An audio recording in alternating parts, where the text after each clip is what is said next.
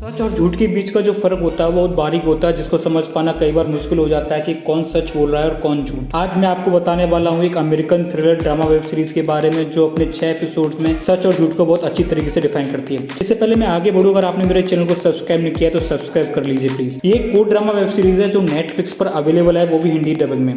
तो कहानी है एक मिनिस्टर की जो ब्रिटिश पार्लियामेंट में है, प्राइम मिनिस्टर का अच्छा दोस्त है, वाइफ और 2 बच्चों के साथ उसकी लाइफ मस्त कट रही होती है। तभी उसका एक स्कैंडल सामने आ जाता है। उसकी ऑफिस में काम करने वाली लड़की जो उसकी सेक्रेटरी होती है उसके ऊपर रेप केस कर देती है। इस लड़की के साथ उसका 6 महीने तक अफेयर भी रहा होता है। मामला कोर्ट तक पहुंच जाता है, दोनों पक्षों की सुनवाई होती है। समझ नहीं आ रहा होता कि कौन झूठ बोल रहा है और कौन सच। क्योंकि प्राइम मिनिस्टर उसका फ्रेंड होता है तो उसका पूरा सपोर्ट उसको मिल रहा होता है। उसके बाद एक लड़की का खुलासा और होता है, वो भी आरोप लगता है रेप केस का, जो कहती है कि 20 साल पहले कॉलेज के दिनों में हुआ था।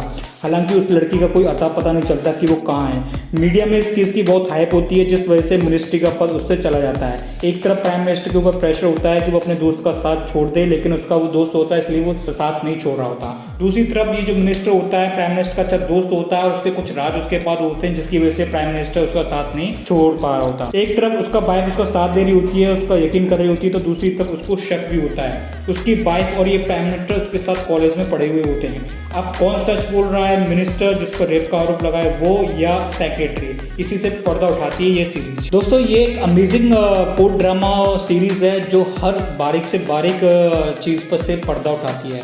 मतलब आपने जिससे पहले जितने भी इंडिया के अंदर वेब सीरीज़ या ड्रामा सीरीज़ देखी होंगी या मूवीज़ देखी होंगी, उसमें जिस तरीके से कोर्ट को दिखाया जाता है, जिस तरह से बहस को दिखाया जाता है, जिस तरह से मुजरिम या सारी चीज़ों को दिखाया जाता है, वो सब उसमें बहुत ज़्यादा बॉलीवुड मसाला डाल के उसको पेश किया जाता है। लेकिन इस मूवी में बहुत अच्छे से डिटेलिंग दिखाई गई है। मतलब 2-3 एपिसोड तो सिर्फ डिटेलिंग में निकल जाते हैं कि वो रेप जो रेप केस हुआ है वो किस तरीके से हुआ, किसने हाँ बोला, ना बोला, नहीं बोला, हाँ तक बात ना तक पहुंची या नहीं पहुंची, अगर उसने ना बोला तो क्या दूसरे वाले को सुनाई दिया नहीं दिया, अफेयर उनका म्यूचुअल चला था, ये ब्रेकअप के बाद ये सारी चीज़ें हुई, कब हुई, कहाँ हुई, इंटेंशन क्या थी। तो इन सारी छोटी से छोटी चीज़ों पर पर्दा उठाने की सीरीज़ कोशिश करती है।